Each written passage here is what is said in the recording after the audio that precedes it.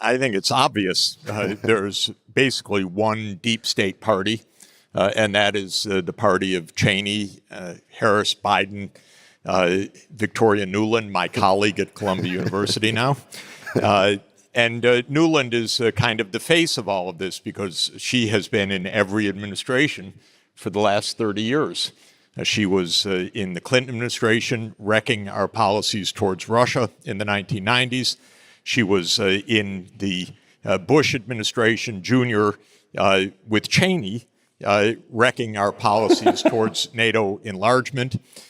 She was in then the Obama administration as Hillary's spokesperson first, and then making a coup in Ukraine in February 2014. Not a great move. Started a war. Then she was Biden's Undersecretary of State. Now, that's both parties. It's a colossal mess, and she's been Cheney's advisor. She's been Biden's advisor. She makes perfect sense. This is the reality. We're trying to find out if there's another party. That's the big question.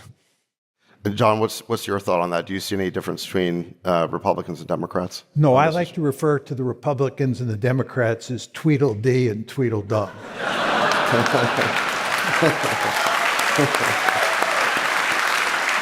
There's hardly any difference. I actually think the one exception is that former President Trump, when he became president in 2017, was bent on beating back the deep state and becoming a different kind of leader on the foreign policy front. But he basically failed. And he has vowed that if he gets elected this time, it will be different, and he will beat back the deep state. He will pursue a foreign policy that's fundamentally different than Republicans and Democrats have pursued up to now. And the big question on the table is whether or not you think Trump can beat the deep state and these two established parties. And I'd bet against Trump. John, and Jeff, but let's start with John. Can you actually define for us? For me, I don't understand when people say deep state what it is. I almost view the term comically.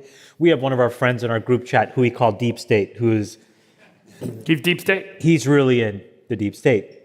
But we say it as a joke. But for maybe the uninitiated, what does it actually mean? What are their incentives? Who are they? Jeff, maybe you want to start, or John, you want to start?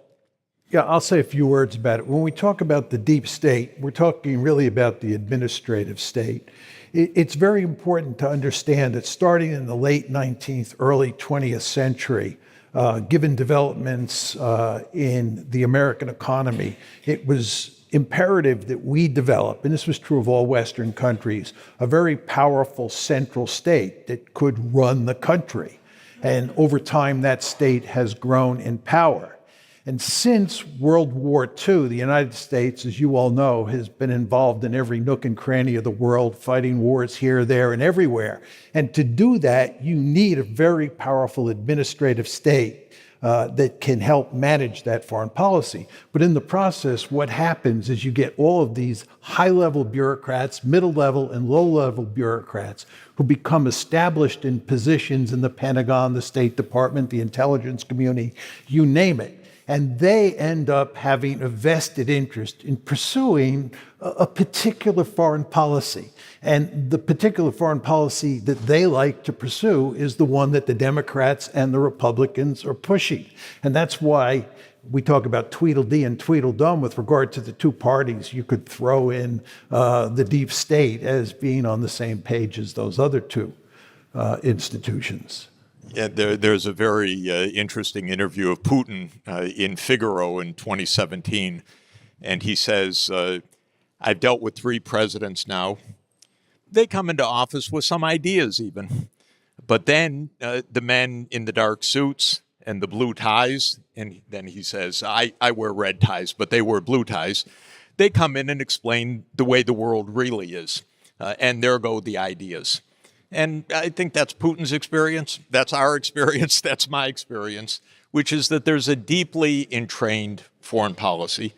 It has been in place, in my interpretation, for many decades, but arguably a variant of it has been in place since 1992 I got to watch some of it early on because I was an advisor to Gorbachev and I was an advisor to Yeltsin. And so I saw early makings of this, though I didn't fully understand it except in retrospect. But that policy has been mostly in place pretty consistently for 30 years, and it didn't really matter whether it was Bush Sr., whether it was Clinton, whether it was Bush Jr., whether it was Obama, whether it was Trump. After all, who did Trump hire? He hired John Bolton. Well, the pretty deep state. That was the end of, they told, he explained, this is the way it is. And by the way, Bolton explained also in his memoirs, when Trump didn't agree, we figured out ways to trick him, basically. So, well, and what are their incentives? Is it war? Is it self-enrichment? Is it power? Is it all three? Is it some combination? Or is there a philosophical entrenchment? Or is it just this inertial issue that, like, once a policy begins, it's hard to change and the system's just working with 10,000 people working towards it? If I were lucky to sit next to the world's greatest political philosopher, which I am, he'd give you a good answer, which is the right answer, which is if you want to interpret American foreign policy, it is to maximize power. John gives an explanation of that. We have some differences, but I think it's a very good description of American foreign policy, which is that it's trying to maximize global power, essentially to be global hegemon. I think it could get us all killed. This is because it's a little bit delusional in my mind, but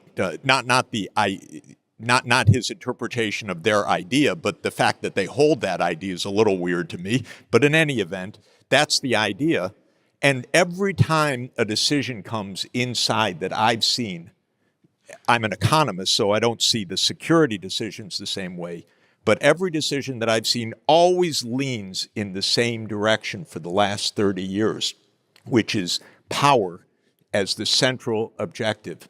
So Clinton faced an internal cabinet really debate, should NATO be enlarged? This is a post-Cold War phenomenon? I'll let John take that. Two very quick points. First of all, I do believe that the people who are in favor of this foreign policy do believe in it. It's not cynical. They really believe that we're doing the right thing. I've met them, yeah.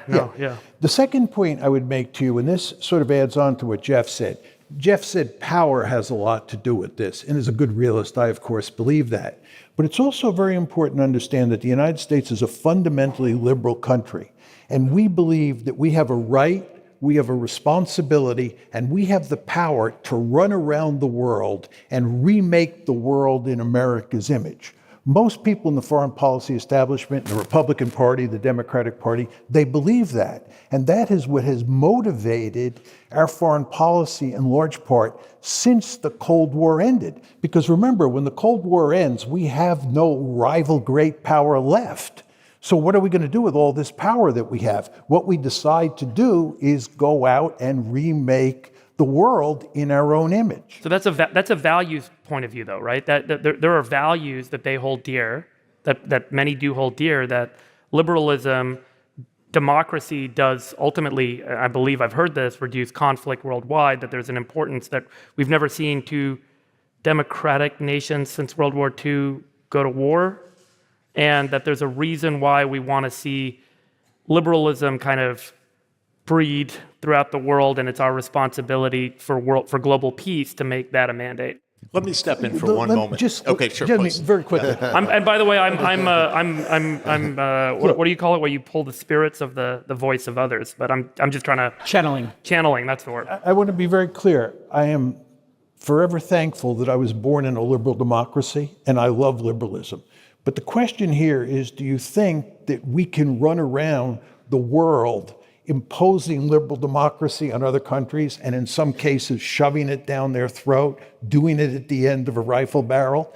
And my argument is that's almost impossible to do. It almost always backfires. Think Iraq, Afghanistan, so forth and so on. And secondly, you begin to erode liberalism in the United States because you build a deep state, right? And you want to understand that a lot of the complaints here about cracking down on freedom of speech and so forth and so on are related to the fact that we have this ambitious foreign policy. Those two things go together in very important ways. What an irony. Let me disagree just a bit, because we agree actually on the behavior, and I've learned, I'd say most of that from you, that it's power seeking.